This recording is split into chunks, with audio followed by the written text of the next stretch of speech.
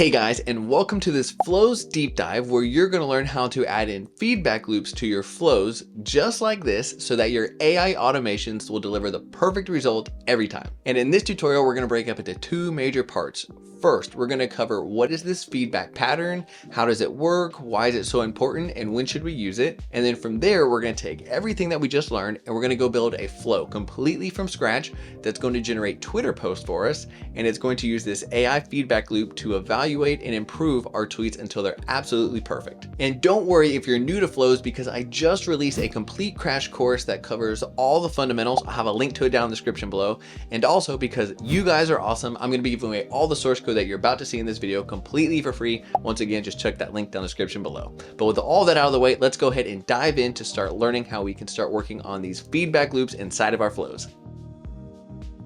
All right, guys, so welcome to part one, where we're going to dive deep into covering what is this flows feedback loop so we can understand the core principles and cover all the important things I mentioned earlier, like why is this important, when to use it, and we'll actually cover a few different examples that I think you guys would find impressive. Then what we're going to do afterwards is quickly cover the actual example that we're going to be building together. And then once we have all the core concepts down, we're going to hop over and build out everything ourselves completely from scratch. So with all that out of the way, let's go ahead and cover what the heck are these AI feedback loops using flow. Okay, so the core principles that we're taking inside of a flow that we're going to be building here in just a little bit is we're going to be using a crew, and that crew's whole job is to go off and take action. Then what we want to do is then have another crew that's just listening. Hey, once you have completely finished generating whatever you're doing, so this is usually some sort of generation, summarization, any shun is usually what we're doing, taking action.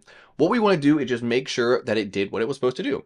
So this is where reviews and evaluations come in. And what we're going to do is have a second crew, and that's their whole job. We just want to make sure it did exactly what it said it was going to do. Did you hit a certain number count? Did you, make sure it was a certain length? Whatever criteria you're trying to do and evaluate, we're going to go ahead and check that.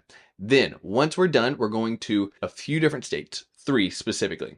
First, if things went well, great. What we're going to do is just say, yep, that was a perfect, whatever you're supposed to do, it was perfect. And we're going to go ahead and say success, and we're going to, take action. You can save it, you can post it to the internet, whatever you're trying to do initially. The other option, number 2, is if it failed. And this is where we're going to get a little bit intelligent, and you're going to see later on, but we're going to do a track our maximum attempts taken. So here's what I mean by that. Every time we fail, we're going to quickly capture, hey, it looks like you failed 1 time. Okay, well, if you failed, let's say less than 3 times, we're just going to continually provide feedback so that the next time you go to do another generation, summarization, any shun, we're going to incorporate some additional feedback from our evaluation crew. That way, the next time it goes and takes action, it will know, oh, I need to remember that last time I generated something too short, or I forgot to talk about this. That way, next time it does another generation, summarization, it goes, cool, I now know how to properly do this. And once we go ahead and take action again, we'll come back and evaluate and review all of the new results. And we're going to continue this feedback loop right here.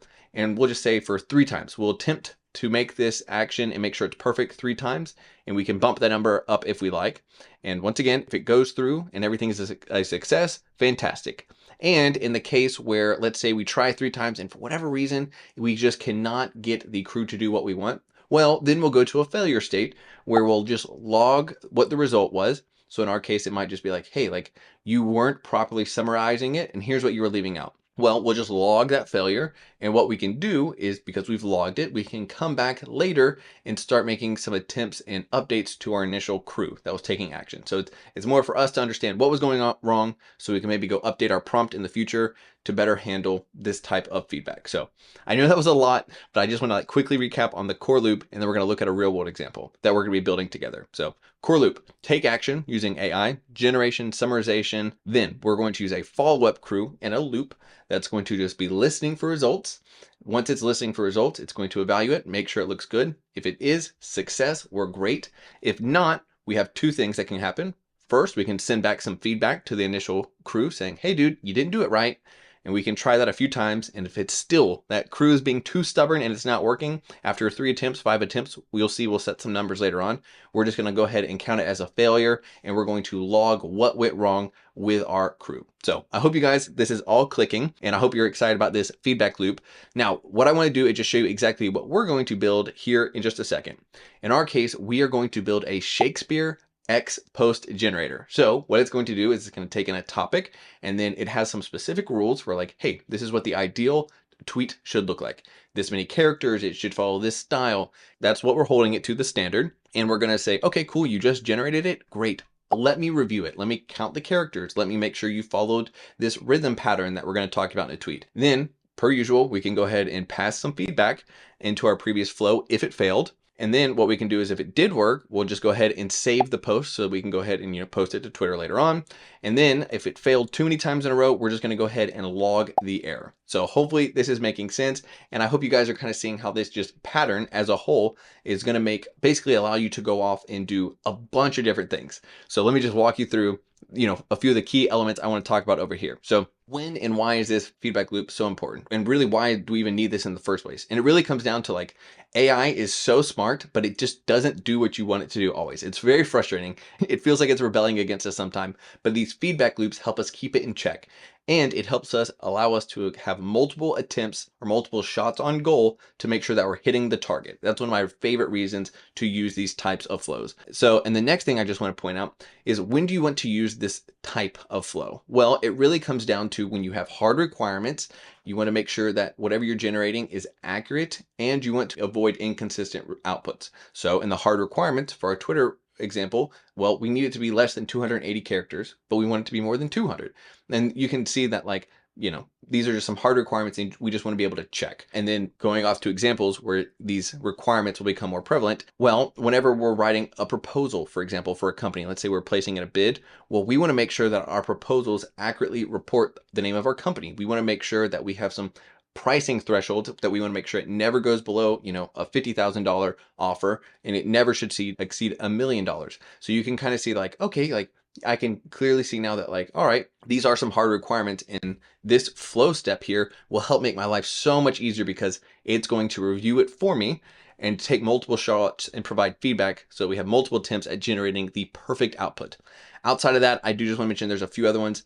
Email marketing is another one, such as if you're sending out a link to your customers or sending out email, sometimes you just want to make sure that, like, hey, did we provide valid links? You could have, some sort of web scraper to make sure, like, yeah, that link did exist and it had the proper content. So you can just review what you're doing, because sometimes, these AIs will hallucinate and just come up with random things, and you can, add in some tools to your evaluation step to actually go explore links and review to make sure links are actually accurate and not just, made up. And then finally, this was when I just came across this from our weekly AI Developer Accelerator calls. Someone was looking at generating meal plans, and what's interesting, apparently sometimes AI can poison people because it'll recommend to cook meat at inappropriate temperatures. So inside of your review evaluation step, you could have your crew basically be a health critic and food critic and make sure that you're producing food that is of proper health standards and cooking standards, so you're not accidentally recommending recipes that will go off and get people sick. So I'm hoping you can kind of see, like, man, this pattern here can be applied to, every niche, basically every problem type where you need some sort of checks and balances before it's spitting out a result. So hopefully this is making sense, but enough of this, high level talking. Let's actually go ahead and hop over to part 2, where we're going to dive into building this flow completely from scratch, to where you can see us setting up the flows, adding in the crews, and setting up this feedback structure that you see right here on the screen. So let's go ahead and head over to part number 2. All right, guys, welcome to part 2, where we're actually going to get our hands dirty and start coding up our flows. And just a quick heads up before we just dive into coding out, I want to give you a roadmap of where we're going. So first things first, we're going to follow this README that I've set up for you guys, where we're going to set up your environment. Once we have set up your environment, we're going to get all the dependencies needed to run your flow. And I'm going to show you step by step how to create the flow, add the crews.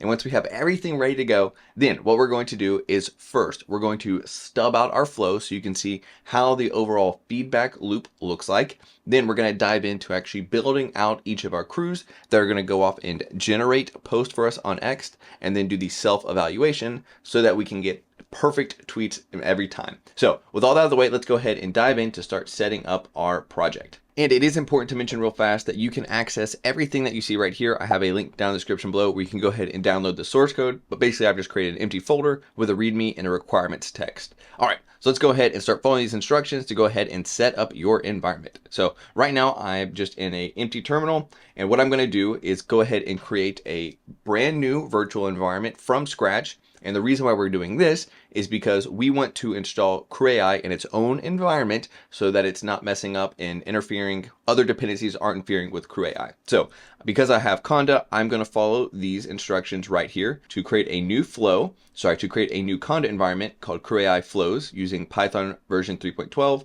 But if you prefer to use virtual environment, you can follow these instructions instead. So let's go ahead and create our new virtual environment. Now I already have this virtual environment, so it's going to ask me to delete it. But in my case, we do want to go ahead and start from scratch and create that new Conda environment. Then it's going to ask us, hey, do you want to go ahead and install these dependencies? Of course we do. And then finally, once it's done installing all those dependencies, we want to go ahead and activate our virtual environment. So let's go ahead and close out of these errors that pop up. Awesome. So yeah, we just go ahead and copy and paste that Conda activate environment. And this is going to go ahead and put us into our environment. So you can see right here, we are inside of CrewAI Flows. Now, this is where we're going to go ahead and start installing all of our dependencies. So we're going to go ahead and hop down here to the requirements step. Now that we're inside of our environment, and we're going to go ahead and install all of our requirements, which you can see right here are really just two. The first one is CrewAI, and the next one is just going to be python.env, which will allow us to access our environment variables. Now, it is important to mention that CrewAI, we ship code fast. So at the time of this recording, we're at 0.76.9, but later this week, we'll probably be shipping even more features. So make sure to go ahead and click that link right here to see what is the latest version of CrewAI and make sure you update to the latest. So let's go ahead and install these requirements right here. And this will take a little bit just to go ahead and pull down all the necessary dependencies to go off and run your crew.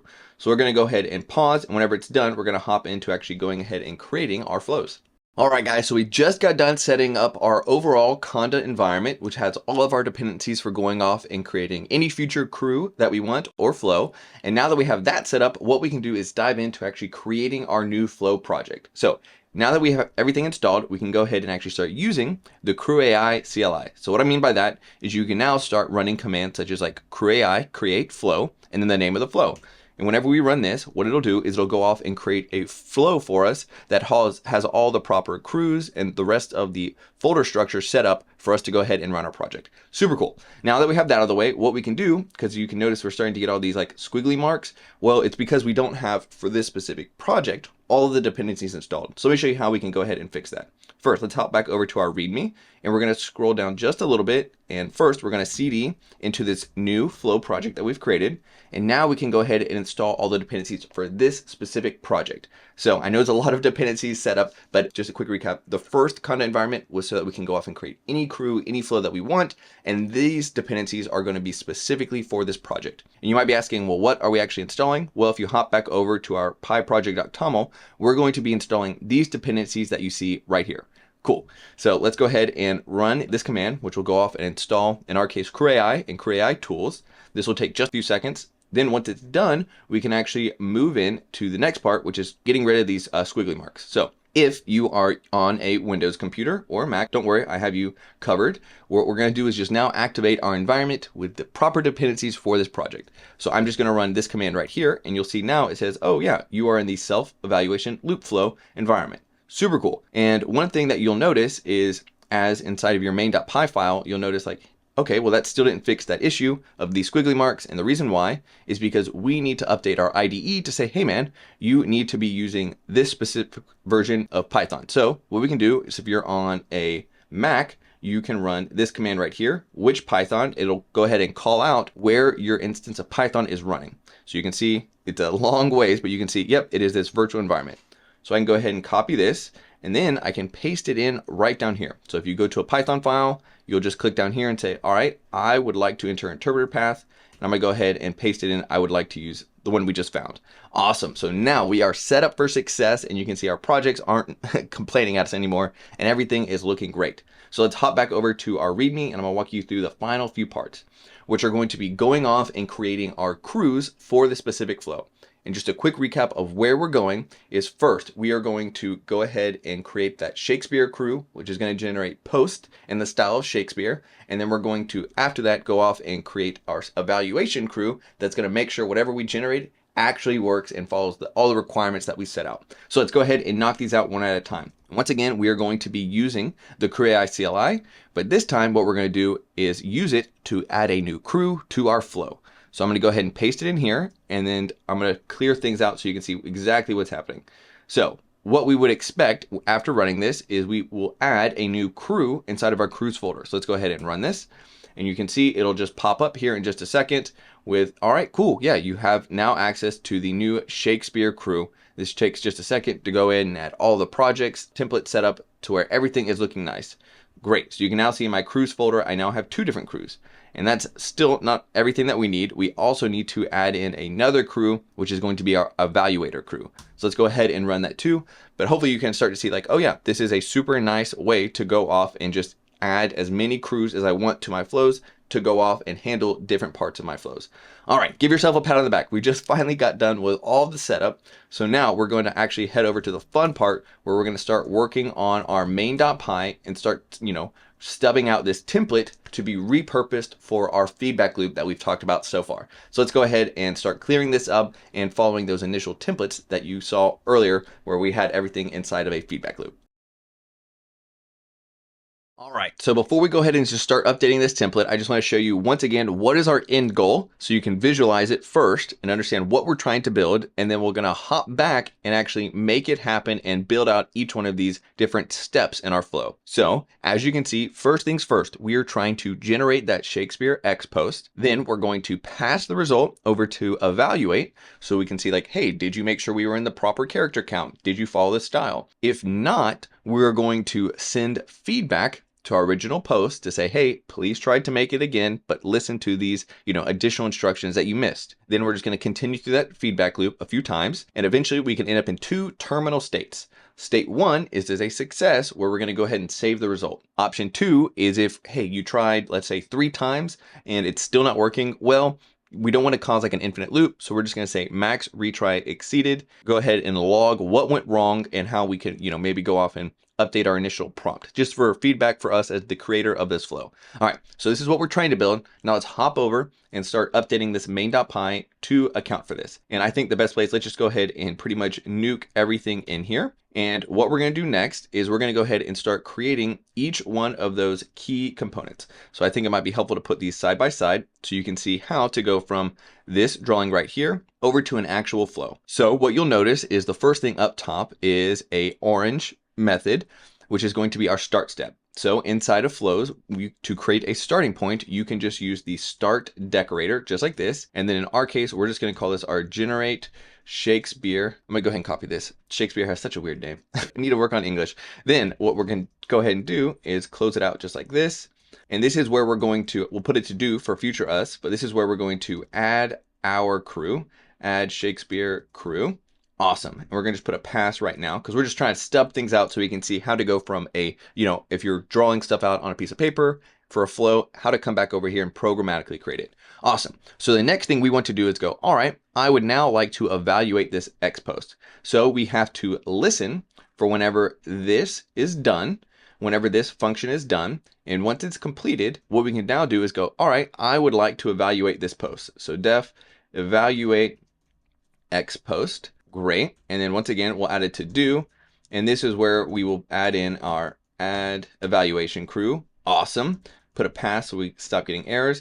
Now what we can do is start adding in our terminal states because we're going to do some logic in here eventually to go off and actually go ahead and make sure that we are listening to these different crews. Oh, and sorry, quick mistake. This was supposed to be a router. Let me explain why real fast. So inside of our crews, what we can do is say, all right, I would like to redirect to multiple different paths. So path 1 is going to be our max retry exceeded. Option 2 is save result. And option 3 is to go back and add feedback. So we're actually going to be routing to one of these 3 different states that could potentially happen as next steps. So that was my bad. And what we can do is come back up here. And when we're working with our CrewAI flows, we're just going to import router. Awesome. So now this should go ahead and say, cool, yeah, no more errors. And what we can do next, now that we've checked off these two, we can now start working on max retry exceeded and save result.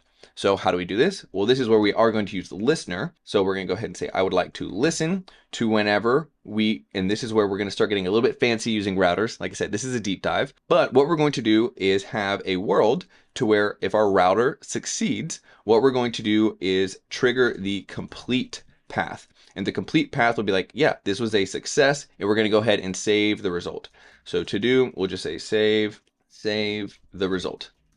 Awesome. And then we'll just put a pass. And then the other option to wrap things up is going to be whenever we exceed the number of attempts. So if this takes more than 3 attempts, we're going to say, hey, we tried and it just is not working for whatever reason. So we will, inside of our router, which you'll see later, we're going to go ahead and trigger the max retry exceeded. Awesome. Now this is looking pretty good. And what we can go ahead and do, oh, sorry, silly me. I meant to add a function there. Then what we can do for our max retry is we can go ahead and log it. So we'll say def max retry exceeded, and this is an exit. Now, one thing I do just want to point out, 2 things that are important. So we'll just exit and we'll pass. What's important is you don't want to accidentally call this function the same as this, because what's going to happen is once you're done with this function, it would listen for that function to get done, and you'd end up in a feedback loop. So you have to be intentional with your flows. I accidentally made that mistake when I was building this, and I was like, why do I get infinite loops? And it's because whenever this function finished, it was listening to it and it would re-trigger it. So infinite loop. So that's why this name is slightly different than what you see right here. Okay, so just a quick recap. We now have our code working to where we're listening if things fail, we're listening if things complete successfully. The only thing left is how the heck do we add back in that feedback loop, which is going to say, all right, our starting function needs to also listen for evaluate crew. So what we can do is hop back up initial start function, and we can go ahead and listen to another event, which will be retry. So this retry is going to get triggered here in our router. So I'm going to go ahead and just put all the possible options that our router could do. So option 1, if things go successful, we will trigger the completed path. So completed. Option 2 is max retry exceeded. That's so if we try 3 times and it fails, we'll go down that path. And option 3 will just be a regular retry. So hopefully this is kind of making sense to where this router right here is actually doing all the heavy lifting for us, to where we're first going to evaluate. And then if things are a success, great, save it. If we need to add some feedback, we'll do that. And you'll see how we do it with state in just a minute. And we'll go to regenerate the post again. And we'll go through this feedback loop right here up to 3 times, 5 times. We'll set that in just a minute. And if for whatever reason it still cannot generate a valid post, we're going to go down to the max retry exceeded step. And this is where we say, hey, we tried too many times. We're not going to do an infinite loop. I'm stopping, and here's why. So hopefully you're kind of seeing like, okay, this is pretty powerful. And that's why this router is so important. And you'll see this being built out in just a minute, but I just want to show you first how we can go from this graphic to an actual stubbed out flow to where we have all the proper steps set up in here with all the different listeners and routers. All right, cool. Now let's just do a little bit more cleanup, where we're first going to go ahead and get all of this set up properly. So right now you can see everything's kind of set up for the poem flow, just because that's initially what the template comes with. In our case, we are going to be making a X post in the style of Shakespeare. And the other thing that you're going to notice is we are passing default state into our flow. Now this is going to be different because we are going to be using, instead of poem state, we're going to be using our Shakespeare X post flow state. Now I'm going to walk you through why we're adding in each one of these different states in here and just do a quick crash course on what the heck you're actually looking at. Okay, so first things first, what is this? Well, inside of flows, you can go down 2 different paths when it comes to state management, and they are unstructured and structured. We're going to be using structured. And all that means is whenever we are kicking off our flow, we are saying, hey, these are all the possible values that you could have inside of your state. So whenever you're in this step, you could access any of these values. Same down here, when you're evaluating the post, you could access any of these values. And what's nice is it just gives you some guide rails and it allows for autocomplete. Super cool. And the other option was unstructured. And then unstructured, basically you're just given an empty dictionary that you can update any key value inside of your flow and just access this state across all of the steps in your flow. Super straightforward. We cover this in much more detail in the initial crash course. So once again, definitely check that out if any of this is confusing. Okay, so now that you've kind of seen, all right, we've added in state, let's actually dive quickly into what are each of these different values and why do we need them as we go off and start implementing each one of these steps. So the first one is the actual post that we're generating. So in a little bit, once we go off and actually update our crew to generate a post, what we're going to do is save the result that is from our crew that gets generated and save it in our state. And this is nice because now when we're going off and evaluating our post, we can just do something like, just like this. We can do self.state. And I could go ahead and access our x.post. So you can see, ta-da, it's right here. So you can see that's how we're going to be able to grab that post and pass it into our next crew. And then what's super cool is what we can also do is actually go ahead and start evaluation step. We're going to go ahead and actually use these 3 values right here. So let's zoom out so you can kind of see all this in one. So let's actually tie these to our 3 possible outcomes. In a completed state, well, what's going to happen is our crew that we're going to build in just a minute is actually going to say, hey, the post that you just generated, it was completely valid. And because it was valid, I'm going to go ahead and map you down to the completed step. In the completed step, it's going to go, oh, okay, cool. I now know that what you generated was valid. I'm going to go ahead and access, once again, that state right here. I'm going to go ahead and save whatever post was saved right here. I know I can go ahead and save it to the computer. Awesome. Now, other option is every time we try to evaluate, we're going to first check our retry count. So if our retry count goes above 3, we'll say that's our limit. We'll then go, oh, okay, you definitely, our self.state.retry count is over our limit. So I'm going to kick us down to this path right here. So hopefully this is starting to make sense why we're using each one of these variables. And then finally, for the third potential option, which is retry, we're going to go, okay, whenever I evaluated your post that's saved to state, it didn't pass, it was too long. It was 300 characters and our max was 280. So what I could do is go ahead and say, all right, we're going to save whatever feedback was generated down here. The fact that it wasn't valid, and our feedback for new rules, such as, hey, it was 280 characters or 300 characters. Let's go ahead and bump that down to our constraints. So we'll just pass that in our feedback. And what's so cool is you'll see in just a minute that our crew that we're going to build will actually, whenever it's generating a new post, it'll actually go ahead and incorporate this feedback. So that's like grand scheme, high level, what we're going to do.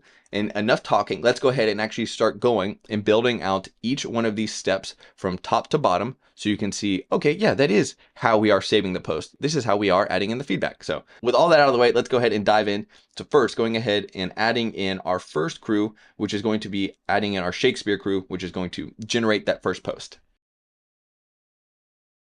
And to add in our flow, it's super simple. All we need to do is up here in our imports, we're just going to say from, and then we're going to do our crews folder, because if you remember, that's where that's where everything is saved. So over here in our crews folder, you can see we have our Shakespeare crew, our X review crew, and everything else. So we're going to try and access this crew right here. So from crews dot our Shakespeare crew, and specifically our Shakespeare crew file that's right here. That's exactly what we're trying to grab. We're going to import our Shakespeare crew. Awesome. Now that we have access to our Shakespeare crew, we can go ahead and add it in here. So what we're going to do is go ahead and say, I would like to use my Shakespeare crew. Then what we can do, and we cover this in the crash course, but think of this as a class, like, hey, this is like the template of a crew, and let's go ahead and create an instance of that crew. Awesome. Well, now what we can do is we actually want to go ahead and kick off that crew, and we're going to be passing in some inputs into this crew. So for our inputs, what we're going to do is go and say, all right, well, I would like to go ahead and kick this crew off to talk about a specific topic. So in our case, we're just going to go ahead and type in flying cars. Then what we can do next is start adding in feedback. So this is where we're going to start saying like, all right, out the gate, there's not going to be feedback. But if something goes wrong in our evaluation step, we want to add in our feedback. And this is exactly how we're going to do it. We're going to say, all right, cool. Here's the feedback, and I'm going to access it from self-state feedback, which is going to grab this value right here. Okay, so now that you can see how we're going to kick off our crew with valid inputs, now let's go ahead and actually hop over into this crew and actually start, coding up the task and the agents so you can see this, come to life. So let's go ahead and hop over here real fast and start updating these agents and tasks to actually go off and generate an X post for us real fast. All right, so first things first, whenever I'm beginning to work on a crew, what I like to do is first go ahead and actually define all the agents and tasks.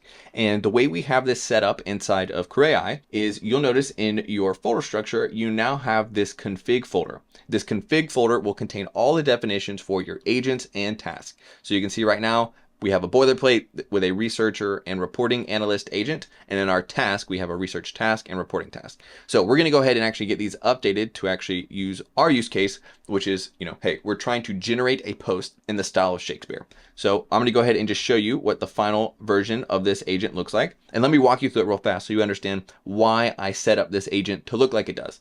So I'm going to call this a Shakespearean bard who's, responsible for going off and generating post in the style of Shakespeare. So we're going to say, all right, here's your role. Now, what's the goal? Well, I would like you to craft sarcastic, playful hot takes in the style of Shakespeare. And it's important that all your responses fit within 280 characters and it contains no emojis.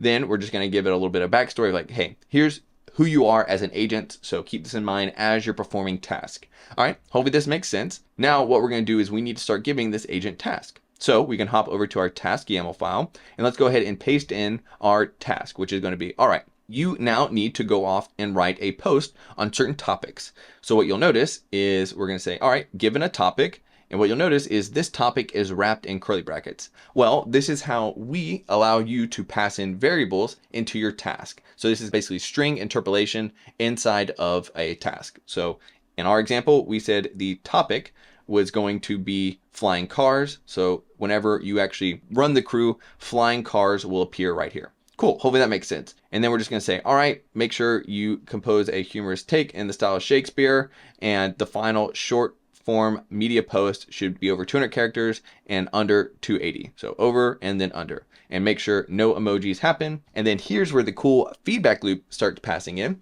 because now we're gonna say, all right, if there was any feedback, please incorporate it. So what's going to happen, the first time we run this crew, this feedback will be empty because there's no feedback. It's our first attempt. But if something goes wrong in our evaluation step, we're going to capture that feedback and then pass it right back in here. So this is what's creating the self-improving feedback loop using our agents. All right, cool. Hopefully this makes sense. And then what's pretty cool is now you can go ahead and actually define your agents. So you can see right here, we're going to be using the Shakespearean bard. So whenever we hop back over to our crew, we need to just go ahead and define this agent. So you can see it's right here. So Shakespearean bard, you can see that we're going to go ahead and say, hey, please use that agent. All right, cool. Now that we have that set up, let's go ahead and actually start updating our crew to use our agents and task that we just defined. So first things first, what I'm going to do is I'm going to go ahead and clear out everything that you see in here when it comes to agents and tasks, because we've created our own agents and tasks. So here's what we're going to do. First things first, we need to go ahead and say, where the heck are our config files? Because we want to start using these config files inside of our agents and tasks. So if you look, we're in our crew and you can see our agents and tasks are right here in this config folder. So we're just going to say, all right, cool. Agents config is in the config folder and it's this agents YAML file right here. And basically the reason we do this is because if you'd like to go off and eventually, maybe let's just go ahead and say, put your agents, all of your config files at like a root level to where you can access them amongst multiple crews. You have the ability to go ahead and define where exactly everything's at right here. All right, now what we can do is go ahead and start working on adding in our two crews. So we're gonna first work on adding in, our agent and task. So first things first, we're gonna work on adding in our agent, which is going to be our Shakespearean bard. And basically what we're doing here is turning our code template, which is defined right here. Like this is our template, these are instructions. And we're gonna go ahead and say, all right, well, I would actually like to turn this into a code agent. So exactly what you can see is happening right here. We're gonna say, all right, I would like to create a Shakespearean bard agent. And all it's responsible for doing is returning the agent that's defined in this configuration file right here. So you can see, all right, if I was to hop over to that file and I would just to look it up, you can see, all right, ta-da, this is this agent right here. And as you build more complex crews, you would just add all of that right in here. You'd add other agents, roles, goals, everything else. Cool, hopefully this makes sense. And we're doing the exact same thing for our write X post. So this is the actual task. And what you can see is we're just calling the name of the task, like the code version of it, the exact same name as our task that was defined right here. All right, cool. Makes sense. And this agent name matches our agent name right here. All right, things are looking great. Now, what we can go ahead and do is actually start adding in one additional piece of information, which is going to be a custom tool for our agent. Why do we need to do this? Well, the root problem is agents suck, specifically LLMs suck at counting things. So if you were to tell an agent to like count the number of characters in a paragraph, for whatever reason, just normal math and counting doesn't work. So what we're going to do is we're going to create a simple code custom tool that will go off and count characters for us. So it's super easy to do. What we'll do is inside of our agent, we'll just come in here and we're going to say, all right, you now have access to this character count tool, and does exactly what you think it would do. It will count the number of characters basically inside of a post. So we're just giving and supercharging our agent to have access to more tools. But now it's up to us to go ahead and create that specific tool. So what we're going to do is first, inside of our tools folder, we're going to come in here and create a new tool. So we're just right click, new file, and we're going to call this character count tool.py. This is a super straightforward tool. All it's going to do, let me just show you and walk you through exactly what's happening in here line by line. So what you're looking at is a way to create structured tools inside of CrewAI. So what you can see is there's really two different components going on inside of one of these files. First, we are defining what is the actual input that you want to be passed into this tool. And the reason why this is so important is because as your LLMs are running, they need to know, okay, well, it does sound like I'm generating a post, and I can see inside of your instructions that I need to make sure a post is above 200 characters and below 280 characters. That's a need. Okay, do I have any available tools that will help me go off and actually count the number of characters? And the answer is yes, because I have a character count tool and I can see, what does it do? What's the name of it? And I can see what is the tool actually doing. In this case, it's going to count the number of characters in a given string. That sounds exactly like what I want to do when I'm making sure my tweets above 200 and below 280. So this is like how the LLM determines that, like, yes, I have a tool that can do it. And then once it goes, okay, I want to use that tool, the next thing that LLM does is it goes, all right, what information do I need to give you in order for you to go off and run properly? And in our case, it is, we want to say, all right, you need to pass in one parameter. This parameter is going to be a string, and it is, the description of it is just like, hey, it's actually the string that you want to count the characters in. So the way we actually kind of tie these things together, our tool and our tool input, is by updating the argument schema for this tool. So you can just go ahead and see, okay, cool. I would like the schema for this tool to basically just be this. And you'll notice under the hood, we're using Pedantic to build all of our models and our inputs to make sure that, like, hey, this is a text string. This could be an integer. It could be a float. All those different types that come with Pedantic, we can just set them here. All right. And I know that might have been a lot. Don't worry. We have a ton of documents on structured tools, unstructured tools, tool decorators, everything that's possible with CrewAI. We have all of these tool in our documentation. So definitely recommend checking that out if any of this tool part is complex. All right. The final thing that you have to do when building a tool is you have to say, all right, what's the actual logic that you want to run whenever this tool gets called? So in our case, you just need to create and update the _run function to actually say, like, all right, this is what the tool needs to do. In our case, all it's really doing is just calling the length function that comes with Python, and that's how we're grabbing the character count. And then we're just returning it as a string back to our LLM. So we're going to say the input string has, and then we're going to go ahead and tell it this many characters. So hopefully this is starting to make sense of, like, okay, this does make sense. Whenever an agent wants to use this tool, it's going to pass in a text string. That text string, we know that our tool, we give the ability for our LLMs to understand that it needs to pass in a text string because we've given it the argument schema right here. All right, hopefully this is making sense. Let me know if you have any questions, drop a comment down below, or hop over to the free Skool community. Super happy to help you guys out over there as well. All right, so now we've created this tool, it's now time to actually get our agent to properly import it. So if you just go ahead and click Command Dot on Mac, you can see, all right, it's going to go ahead and give us a few different options to import this tool right here. So I'm going to go ahead and import it this way. And you can now see we have properly imported our character count tool. Let's go ahead and clear up some of these comments so this just looks a little cleaner. All right, this looks great, guys. So we now have our agent that's properly going to generate a tweet for us. It knows how to count characters. And in addition to that, it has one task to execute. In our case, actually going off and writing the post. Now, what's super cool is you'll see down here in the crew section, you'll see that we have our agents and tasks. But what's so nice is instead of you having to manually come in here and add in agents here one by one. Basically anything that was wrapped by an agent decorator will automatically get added in to self.agents. So basically what that's saying. Similarly for our task, anything that's wrapped in a task decorator will automatically get added right here for you guys. And what's so cool is if you were just to come down here and add a few more tasks, each one of these tasks would be executed from top to bottom. So the order you create the task is the order that they'll get executed inside of your crew. All right. So this crew is officially done and ready to work. So what we can do next is we're going to hop over to our next step, which is going to be working on our evaluation post right here. So this is where we're going to work on our second crew, which is going to go off and say, cool, you made a post. Let me make sure that it followed all the rules. If not, I'm going to say it's not valid and here's feedback. So let's go ahead and start working on this crew right here. So first things first, we're going to go ahead and import the crew just like we did the other one. So up top, we're going to say, all right, from my crews folder, what I would like to do is go ahead and import my X post review crew. And I'm going to go ahead and import it. And specifically, we're going to import the X post review crew. Cool. Now this is set up and we're going to do exactly like we did over here. So we're going to go ahead and say, all right, here's my crew. I'm going to go ahead and create an instance of this crew. And what I can do is go ahead and kick it off.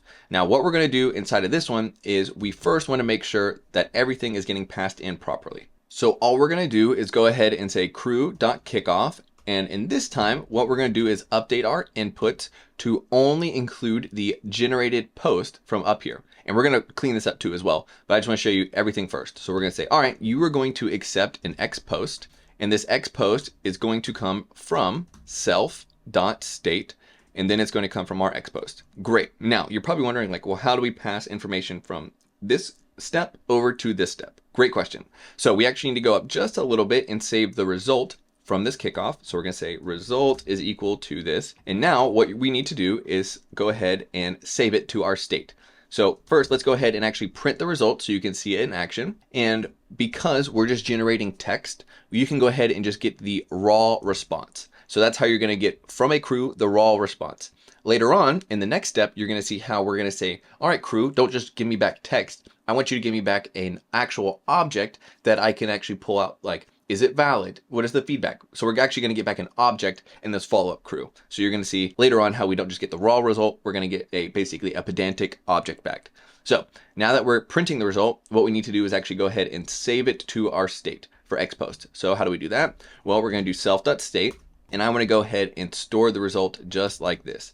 So this is going to go ahead and make sure that our Xpost property will now be accessible down here. All right, cool. Hopefully this is making sense. So now that we have gone ahead and passed in and saved that value, let's go ahead and actually hop over to this crew and start building out just like we did last time. We're first going to go ahead and build out the agents, and then we're going to start building out the task and then merge everything to get it working inside of this file right here. So the first thing we can do, let's go ahead and open up our file explorer, and you can see we're in the X review post crew file, and we just need to hop over to our config folder because this is where we're storing our agents and tasks. So let's go ahead and open up both of these, and let's go ahead and add some space. And then what we're going to do first is we're basically just going to go ahead and update our agents first, update our task, and like I said, tie them together back in our crew. So in this case, all we're going to do is we just want to have one single agent. The purpose of this agent is basically just like the other one, but it's going to take more of a review role instead of a generation role. So you can see its goal now is to just like ensure. So it's not generating, it's ensuring like, hey, let's go ahead and make sure that it follows these strict guidelines. And just to go ahead and recap them, 280 characters, no emojis, and we're going to go ahead and throw in some additional commentary just so that we can go ahead and kind of force that like failure loop, just so you can kind of see it in action. So, hey, let's also make sure that when you're generating the post, you don't do what LLM's doing like, oh, of course, I'd be happy to generate a post for you. Here it is. Don't do any of that. Just give me back the post. Great. Now, what do we need to do next? Well, now we can go ahead and update our task. So this is where we're going to get really in the weeds with requirements. So let's go ahead. Oh, sorry about this. We're really going to get in the weeds with requirements. So what you can see now, what we're going to do is just list in bullet points exactly what you need to be checking for. So this is a great approach is if you're going off and generating crews, every time you run into an error, just, hey, it did something wrong. What you could do is come back in here and update your reviewer task and say like, hey, you did this in the past. Don't do it again. So it's kind of like a feedback loop to where it's taking action, it's generating results. If you're not happy with the results, you can just add them here into the review step to make sure that it doesn't happen again. All right, so let me walk you through exactly what's being done inside of this setup. So we're going to just turn everything into hard requirements. So you're generating a post, it needs to be within these character limits, no emojis, and don't include additional commentaries.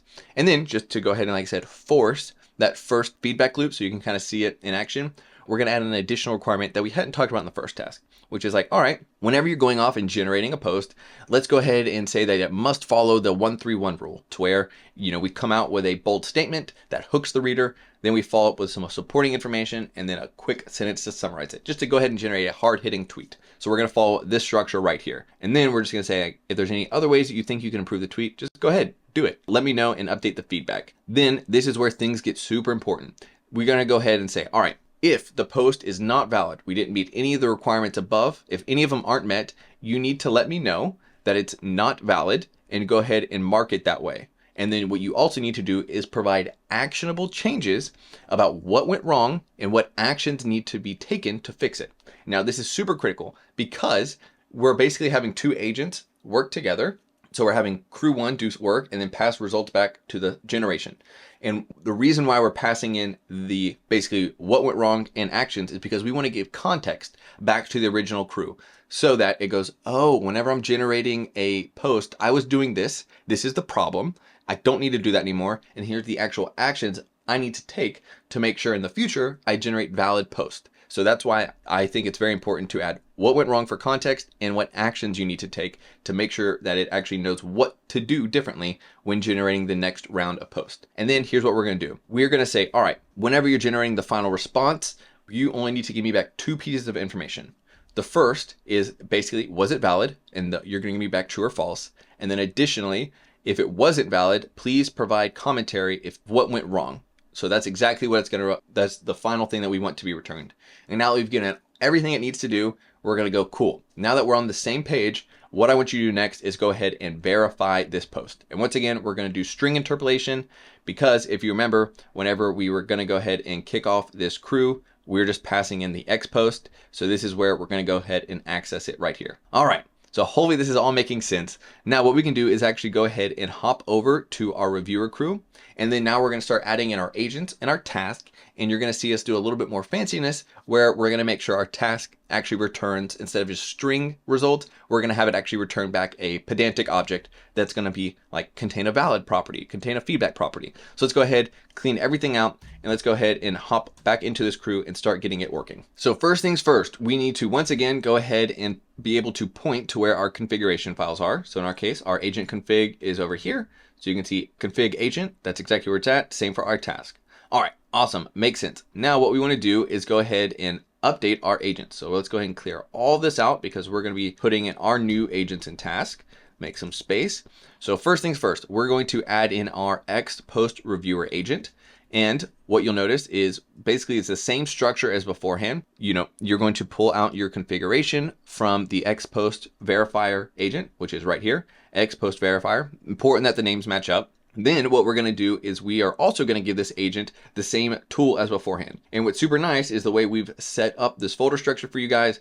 We have a tools folder, and you can see that we are able to easily share this tool counter with all of our crews. So easily come down here and we're going to go ahead and import that character counter. So it's a really nice way to share tools amongst your crews. All right, now here's where things are going to get interesting. We also want to go ahead and add in our task. And if you remember our task, just review it and tell me, is it valid? If it is, true, false, great. If it's not valid, go ahead and give me back feedback. Now, where the heck do we go ahead and define, like, what is this output value? How do we get back that structured object? That's the problem that we're trying to figure out. Well, what you can do inside of a task is we have this property called output pedantic. And what it does is it says, once you're done with this task, I want to make sure the results actually spit out whatever values, whatever structure I give you. So in our case, it's up to us to go off and define that structure. So let me go ahead and add it up here for you guys so you can see it in action. So what we're doing is we are creating a new pedantic model. So this is all coming, oops, sorry, import it from the wrong place. What we're going to do is go ahead and update our imports to include pedantic base model. And we're going to update this to come from typings. Great. And here's exactly what's happening. We just created a new model that has two properties. The first one is valid, which will accept a Boolean. And it's funny because this looks exactly like our task over here. So let me just show you side by side why we did what we did. So we made a new base model, and the first property is valid because that's exactly what we wanted right here. And the next one is feedback. And just to remember, if things go right, there's no feedback. But if things go wrong and there's something that we need to change, we need to include a string that says, hey, here's what wrong, guys, and here's what action we need to take next time. So that's why we're saying feedback is an optional string. So now that we've told our crew exactly what this task should spit back, everything's going to work. And we'll log it later so you can kind of see everything working. But just know, whenever this task is done, it's going to spit back out an object that follows this format perfectly, which is going to be so nice because you'll see in just a second, we're going to pull out these, is valid, is there feedback, and we're going to start using this information to actually go off and, either retry, go to success, or go to fail. So hopefully this is all making sense, and we can go ahead and come down here, and we are pretty much done because this section right here is exactly like what we had earlier. All right, so now that we have this review crew set up and working properly, let's head back to our main flow file where we were going ahead and connecting everything together and start adding in some additional logic to capture the result from this crew. So capture our feedback and is valid. We're going to start working with the retries, and we're going to start shooting us over to different states to retry, say we're done, or to say, hey, you've exceeded your maximum limit. So let's go ahead and start populating this to work properly. All right, so first things first, we need to go ahead and once again, we're going to capture the result that comes back from this crew. And what we can do is first, we're going to extract all the data from it. So what we're going to do is go ahead and extract, was it valid or not? And what we can do is go .valid, great. And what we're going to be able to do is grab it directly. So from our result, we can go ahead and grab the valid property. And the reason we can do this is because back in our review crew, we made sure that this task spit out a pedantic model that looked just like this. So we're able to actually grab this value right here. And we can go ahead and also on the line below, we can go ahead and grab feedback as well, just like this. This is looking awesome. So feedback, great. So now that we've extracted all the information that we've defined, let's go ahead and just print it out so you guys can see that like, oh yeah, it did do exactly what we wanted to. So valid, let's go ahead and look at that. Feedback, let's go ahead and look at that. All right. So what do we want to do next? Well, we want to go ahead and start pointing to each one of these different paths. Because if you remember, we are in a router that allows us to say, all right, based on certain conditions, go this way, or go this way, or go that way. So that's exactly what we're going to start implementing next. So what we're going to do first, well, up to this point, what did we do? We actually took an attempt at, reviewing the crew. So what we're going to do is first bump up our retry count. That makes sense. Now what we can do is go ahead and start going down different paths. So first things first, are we valid? Because if we're valid, we're done. We can go ahead and not do anything else. And this will kick us down to this path right here. Great. Well, what happens if we weren't valid? What we want to do is first go ahead and send us back up to this retry state. So we're just going to return retry. Okay, so this looks good. We've gone ahead and checked off this path, and we've also went down this path. Now, how do we go down the max retry path? Well, super straightforward. What we're going to do is if the maximum attempts were exceeded, we're just going to go ahead and check that right out of the gate. So we're going to say, all right, were the maximum attempts exceeded? In our case, we're just going to hard code 3. Then we're going to kick people down this path right here. So hopefully this is all making sense. And I'm just going to quickly recap it just because I know routers are kind of confusing the first time you see them. So what have we done? Whenever we evaluate a post, we are first going to check to see, did we exceed the retry count? Because we don't want to end up in an infinite loop. If our retry count from our state exceeds our, allowable limit, we're going to say, hey guys, I'm done. This isn't working anymore. And we're going to go ahead and just say, we're over. We can't get this post to work properly. All right.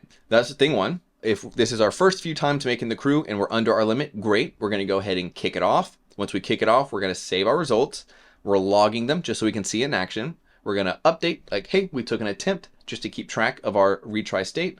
And then we can go down two different paths. Path one is if things worked, we'll go down the completed path. And if things didn't work, we're going to go back to retry and we're going to regenerate using our feedback. All right, cool. So hopefully this is making sense. So now we're just going to go ahead and wrap up these two different steps right here of saving the result and max retry exceeded. So let's go ahead and start working on completed.